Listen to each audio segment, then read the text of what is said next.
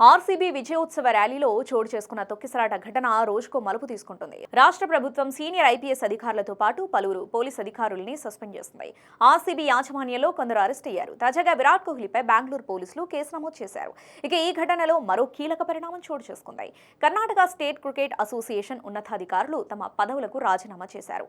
11 మంది మృతికి నైతిక బాధ్యత వహిస్తూ కర్ణాటక రాష్ట్ర క్రికెట్ అసోసియేషన్ కార్యదర్శి ఏ శంకర్, కోశాధికారి జైరాం తమ పదవులకు రాజీనామా చేశారు.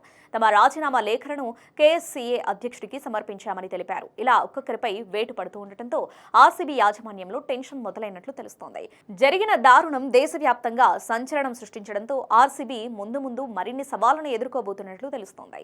కొందరు ఫ్యాన్స్ అయితే ఆర్సీబీ ఫ్రాంచైజీని 2 ఏళ్ల పాటు నిషేధించాలని కోరుతున్నారు. 17 ఏళ్ల నిరీక్షణ తర్వాత 18వ సీజన్లో ఆర్సీబీ చారిత్రాత్మక విజయం సాధించి తొలి ఐపీఎల్ ట్రోఫీ గెలుచుకుంది. జూన్ 4న ఆర్సీబీ ఆటగాళ్లకు చిన్నస్వామి స్టేడియంలో అభినందన కార్యక్రమం ఏర్పాటు చేశారు.